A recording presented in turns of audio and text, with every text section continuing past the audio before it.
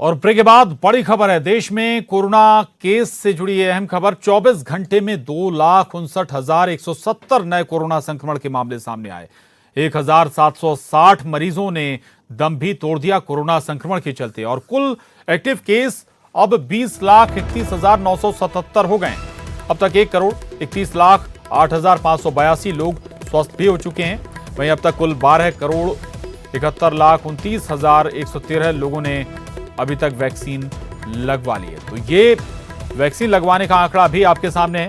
12,71,00,000 से ज्यादा लोगों ने अभी तक कोरोना वैक्सीन लगवा ली है।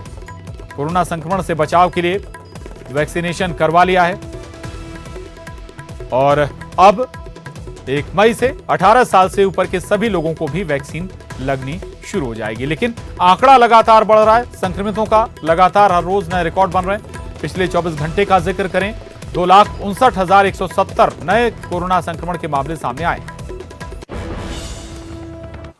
वहीं कोरोना वैक्सीन पर प्रधानमंत्री की बैठक आज। वैक्सीन निर्माताओं से प्रधानमंत्री नरेंद्र मोदी बात करने वाले हैं। शाम 6 बजे प्रधानमंत्री नरेंद्र मोदी ये अहम बैठक लेंगे और जो वैक्सीन निर्माता हैं उनके साथ वो चर्चा भी करेंगे। और वीसी के जरिए, वीडियो कॉन्फ्रेंसिंग के जरिए प्रधानमंत्री नरेंद्र मोदी की जो वैक्सीन निर्माता हैं उनसे बात होगी। स्वाभाविक है कि इस पर जरूर जोर दिया जाएगा कि वैक्सीन का जो उत्पादन है वो बढ़ाया जाए। 2 वैक्सीन अभी तक लगाई जा रही हैं लोगों को, कोविशील्ड और कोवैक्सीन। तीसरी वैक्सीन को भी इमरजेंसी अप्रूवल मिल चुका है, स्पुतनिक वी। और माना यह भी जा रहा है कि जल्द ही 2 से 3 वैक्सीन और मार्केट में आ जाएंगी, उनको भी जल्द ही परमिशन मिल सकती है। लेकिन जिन वैक्सीनों का भी उत्पादन देश में हो रहा है उन वैक्सीनों का उत्पादन और बढ़ाया जाए। हो सकता है कि इस पर जरूर प्रधानमंत्री का जोर इस वार्ता में रहेगा। अगली खबर का रुख कर रहे हैं। टीकमगढ़ से ये बड़ी खबर है। सांसद कोरोना पॉजिटिव हो गए। सांसद वीरेंद्र खटीक कोरोना से संक्रमित हो गए हैं। वीरेंद्र खटीक की पत्नी को भी कोरोना संक्रमण हो गया है। खटीक ने खुद को अब आइसोलेट कर लिया है और अपने गृह नगर में होम आइसोलेट हो गए हैं। वीरेंद्र खटीक और उनकी पत्नी दोनों आइसोलेट हो गए, दोनों कोरोना से संक्रमित हो गए हैं। तो ये बड़ी खबर है टीकमगढ़ से। टीकमगढ़ सांसद कोरोना संक्रमित हो गए हैं, कोरोना पॉजिटिव हो गए हैं। और न केवल टीकमगढ़ से सांसद वीरेंद्र खटीक को कोरोना हुआ है, बल्कि उनकी पत्नी भी कोरोना से संक्रमित हो गई हैं। और वीरेंद्र खटीक ने खुद को और पत्नी को आइसोलेट कर लिया है। अपने गृह नगर में ही वो आइसोलेट हुए हैं। तो दोनों कोरोना से संक्रमित हो गए हैं।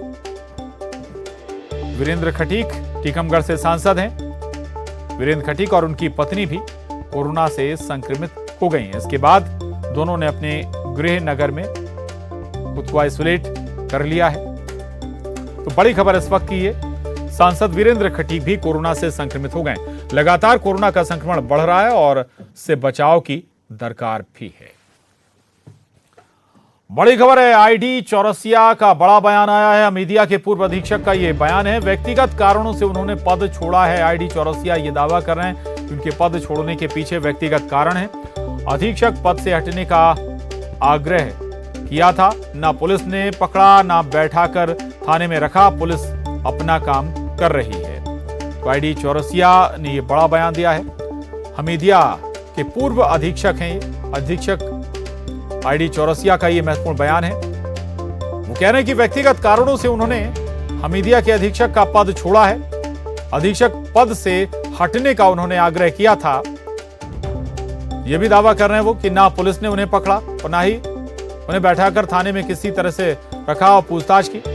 पुलिस जरूर अपना काम कर रही है।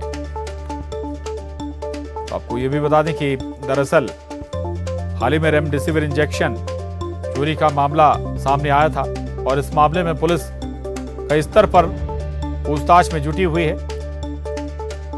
और जो स्वास्थ्य महकमे से जुड़े लोग हैं, प्रबंधन से, हमीदिया अस्पताल के प्रबंधन से जुड़े लोग हैं, उनसे भी पूछताछ हो रही है। और इसी बीच हमीदिया के पूर्व अधीक्षक का ये बड़ा बयान, महत्वपूर्ण बयान है आईडी चौरसिया का। वो कह रहे हैं कि उन्होंने व्यक्तिगत कारणों से अपना पद छोड़ा है। उन पर किसी ने दबाव नहीं बनाया। ये भी कह रहे हैं कि अधीक्षक पद से हटने का उन्होंने खुद आग्रह किया था।